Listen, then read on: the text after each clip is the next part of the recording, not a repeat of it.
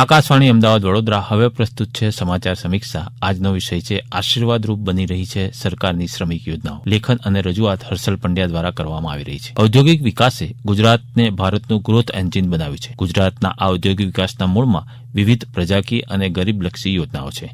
ગુજરાત સરકારની શ્રમિક કલ્યાણ નીતિઓ આજે દેશભરમાં ચર્ચાનો વિષય છે।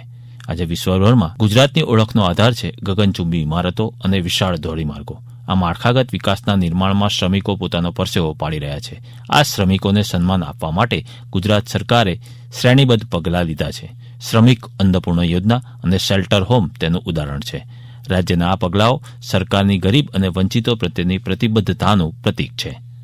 ગુજરાત સરકાર શ્રમિક અન્નપૂર્ણા યોજનામાં શ્રમિક અને તેના પરિવારને માત્ર 5 રૂપિયામાં ભોજન પૂરું પાડી રહી છે। આ યોજના હેઠળ રાજ્યના 19 જિલ્લામાં 290 થી વધુ ભોજન વિતરણ કેન્દ્રો ચાલી રહ્યા છે, જેમાં દૈનિક ધોરણે 32,000 લોકોને ભોજન પૂરું પાડવામાં આવી રહ્યું છે। આ ઉપરાંત શ્રમિકોના આરોગ્ય માટે મેડિકલ કેમ્પનું પણ આયોજન કરવામાં આવે છે તેવી માહિતી અમદાવાદના મદદનીશ મ્યુનિસિપલ કમિશનર નિલેશ પટેલે આપી હતી। फैसिलिटी एक ही जगह प्रोवाइड करने का पर्पज़ यही है कि उसको न्यूट्रिशन फूड मिले एक ही जगह, वहाँ पे बेसिक फैसिलिटी भी मिले, टॉयलेट वगैरह और मेडिकल फैसिलिटी भी मिले, तो क्या उसका टाइम भी बच जाएगा और वो काम पे ज़्यादा फोकस करके प्रोडक्टिविटी भी बढ़ जाएगी उसकी। तो जो हमारा विकसित भारत का जो विजन है हमारा वो फुलफिल होगा। આ યોજનાનો લાભ લેવા માટે સરકારે એકદમ સરળ પદ્ધતિ અમલમાં મૂકી છે, જેમાં શ્રમિકો આ સુવિધા માટે ઈ નિર્માણ પોર્ટલ પર નોંધણી કરાવે છે।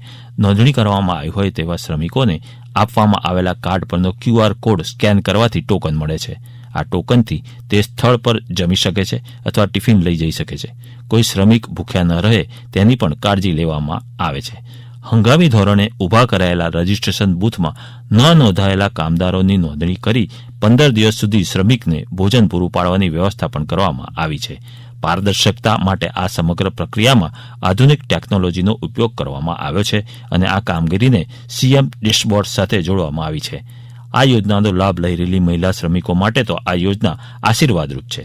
તેનો લાભ લઈ રહેલા સાધના પ્રજાપતિ કહે છે કે હવે તેમને જમવાનું બનાવવું પડતું નથી, પરંતુ આ સમયમાં આરામ કરી શકાય છે। इतना अच्छा सुविधा है कि हमें काम के लिए खाने का टाइम नहीं निकालना पड़ता। ठीक सर, थैंक यू, आपने खाने का बैठने का अच्छा सुविधा किया तो मैं काम पे जल्दी जा सकती, काम में टाइम लगा सकती, खाना नहीं बनाना पड़े, अच्छा खाना है, बच्चे भी खाते हम भी खाते हैं। શ્રમિક ગણેશલાલનું કહેવું છે કે આ યોજનાને કારણે પૌષ્ટિક જમવાનું મળી રહે છે, જે અમારા આરોગ્ય માટે ફાયદાકારક છે। और पहले झुप्पड़ बचा नहीं पाते थे, 6,000 का काम करते थे तो उसमें 4,000 खा जाते थे और बच्चे भी छोटे थे। और यहाँ आने के बाद हमारे को बसेरे में अभी साल भर से चालू हुआ, जब से लोग बताया कि हम यहाँ आ गए, तो यहाँ रहते हुए खाना भी मिल रहा है फ्री, नहाने धोने का सब फ्री है और आराम से पैसे बचा रहे हैं। 15-20 हजार रुपए बचा रहे हैं महीने के। डबल 2 जने मजदूरी करते हैं। ગુજરાત સરકાર શ્રમિકોના અન્ન ઉપરાંત આવાસની કાળજી પણ લઈ રહી છે। રાજસ્થાન અને મધ્યપ્રદેશથી આવેલા શ્રમિકો માટે મોટા શહેરોમાં સુવિધાયુક્ત આશ્રય સ્થાન બનાવવામાં આવ્યા છે। અહીં શ્રમિકોને ગાદલા, બ્લેન્કેટ ઉપરાંત ગરમ પાણી તેમજ બાથરૂમની સુવિધા પણ પૂરી પાડવામાં આવી રહી છે। અહીં શ્રમિક પોતાની રીતે ભોજન પણ બનાવી શકે છે। સ્થળાંતર કરીને આવેલા શ્રમિકોના બાળકોને શિક્ષણની સુવિધા પણ પૂરી પાડવામાં આવે છે। આ આશ્રય સ્થાનોના નિર્માણ સમયે વૃદ્ધો અને દિવ્યાંગજનોની જરૂરિયાતોને પણ ધ્યાનમાં રાખવામાં આવી છે। આ પહેલ રાજ્ય સરકારની શ્રમિકોને સહાય કરવાની પ્રતિબદ્ધતા દર્શાવે છે। શ્રમિકો રાષ્ટ્ર નિર્માણમાં પોતાનું યોગદાન આપી રહ્યા છે, ત્યારે રાજ્ય સરકાર તેમના કલ્યાણ માટેના પ્રયાસો કરી રહી છે।